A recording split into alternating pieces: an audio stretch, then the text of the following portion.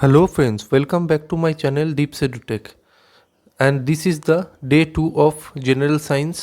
आज हम लोग डिस्कस करने वाले हैं कुछ basic concepts of the general science. ठीक okay. And first topic is distance, the length of the path covered by a body in a given interval of time. तो इसमें बोला गया है कि length of the path covered by the body, मतलब जो जितना लंबा लेंथ रहेगा उसको ही हम लोग बोलेंगे डिस्टेंस। मतलब पॉइंट ए से पॉइंट बी तक कोई भी साइड से हम लोग जाएंगे। सपोज अगर आप लोग पकड़ेंगे this is point A and this is point B, तो अगर हम लोग ऐसे जाएंगे घूम के और ऐसे जाएंगे घूम के, तो this are known as distance.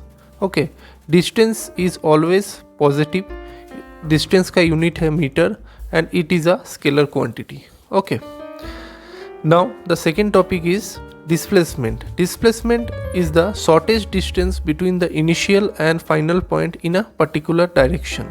जैसे कि आप लोग देख सकते हैं पॉइंट ए से बी तक जाने के लिए हम लोग ऐसा पाथ ले रहे हैं, तो ये हो रहा है डिस्टेंस। अगर शॉर्टेस्ट पाथ लेंगे मतलब सीधा चल जाएंगे, ये हो गया आपका शॉर्टेस्ट पाथ। ये हो रहा है घूम के जा रहे हैं, इधर भी घूम के जा रहे हैं, ये हो गया डिस्टेंस, ये दोनों। और ये सीधा अगर चल जाएंगे तो ये हो गया shortest path and this is known as displacement. और इसका देखिए पर्टिकुलर डायरेक्शन भी है, इधर सीधा हम लोग जा रहे हैं, इसका कोई एक डायरेक्शन भी दिया हुआ है, तो इसीलिए इसको बोलेंगे हम लोग डिस्प्लेसमेंट। ठीक है, displacement can be negative, zero और पॉजिटिव। ठीक है, और इसका यूनिट है metre and it is a vector quantity. तो आप लोग देख सकते हैं डिस्टेंस है क्या, स्केलर क्वांटिटी, और डिस्प्लेसमेंट है क्या, वेक्टर क्वांटिटी। ठीक है, और स्केलर और वेक्टर क्वांटिटी का वन लाइनर डिस्कस हम लोग पिछला क्लास में कर चुके हैं। अगर पिछला वीडियो आप लोग नहीं देखे तो ज़रूर जाके देखिए, उसमें आप लोगों को स्केलर और वेक्टर क्वांटिटी का डिटेल्स पता चल जाएगा, अच्छा से समझाया हुआ है। ठीक है, नेक्स्ट टॉपिक है speed.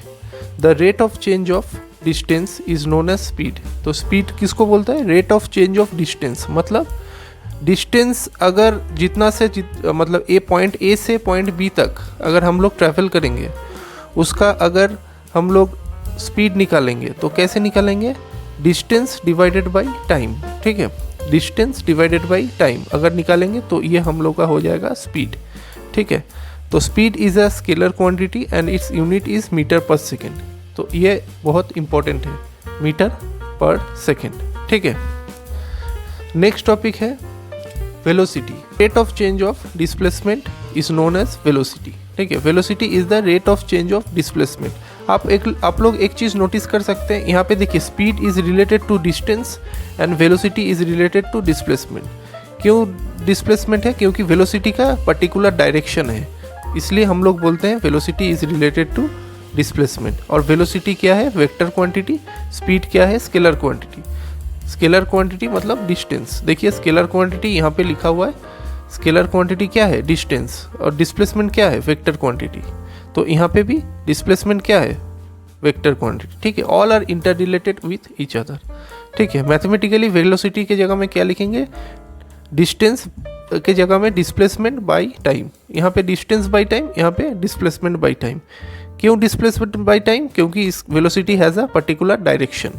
Okay, and velocity can be negative, zero and it can be positive. Okay, ठीक है, these four are one liners of general physics. ठीक है, चलिए नेक्स्ट टॉपिक में चलते हैं। नेक्स्ट टॉपिक है यूनिफॉर्म वेलोसिटी। ये थोड़ा सा अलग टॉपिक है, uniform velocity. If the body covers equal displacement in equal interval of time. देखिए वेलोसिटी जब आ रहा है तो हम लोग यहाँ पे डिस्प्लेसमेंट लिखेंगे। ठीक है, डिस्टेंस हम लोग नहीं लिखेंगे। तो if the body covers equal displacement in equal intervals of time, ठीक है, then the body is said to be moving with uniform velocity. मतलब इक्वल इंटरवल ऑफ टाइम, मतलब टाइम का इंटरवल। सपोज पॉइंट ए से point B से point C जाने के लिए डिस्टेंस डिस्प्लेसमेंट क्या होगा, डिस्प्लेसमेंट इक्वल रहेगा।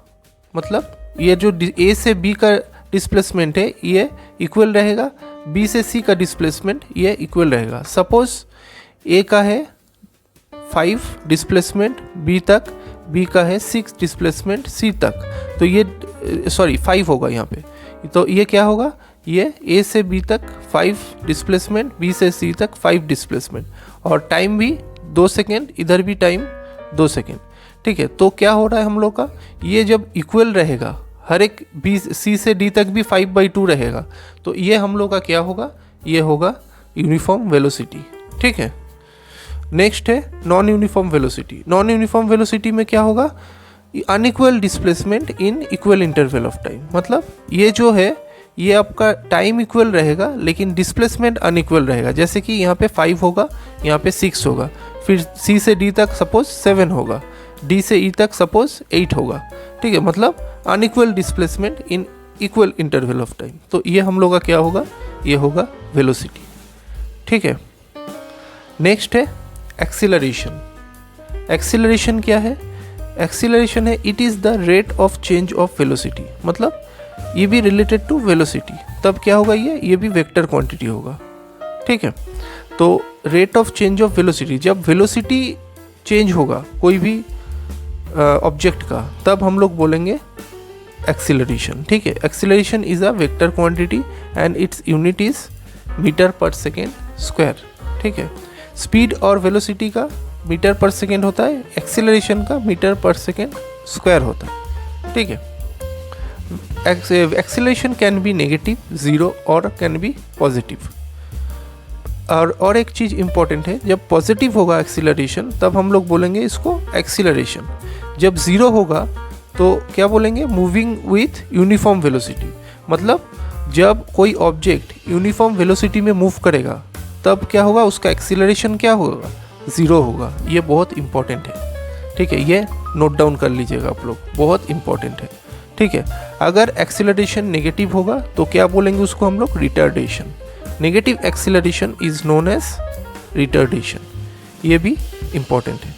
ठीक है, मतलब जैसे कि अगर आया कोई एग्जाम्पल ले लीजिए, जैसे आया आपका -5 मीटर पर सेकेंड स्क्वायर, तो -5 मीटर पर सेकेंड स्क्वायर आया तो उसका एक्सीलरेशन हम लोग क्या बोलेंगे, वो रिटार्डेशन हो रहा है। -5 है, नेगेटिव है, तो इसलिए हम लोग उसको बोलेंगे रिटार्डेशन। ठीक है, नेक्स्ट टॉपिक है rest. If the position of the body does not change with time then it is said to be as rest.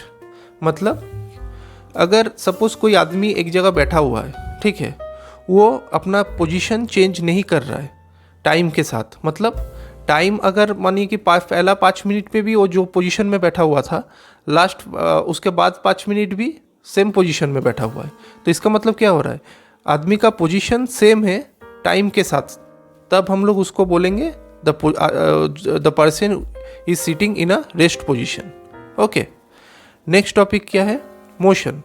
If the position of the body changes with time. मतलब suppose कोई भी आदमी बैठा हुआ है, वो पहला 5 मिनट में एक जगह बैठा हुआ था, दूसरा 5 मिनट में और एक जगह बैठा हुआ है, तीसरा 5 मिनट में और एक जगह बैठा हुआ है।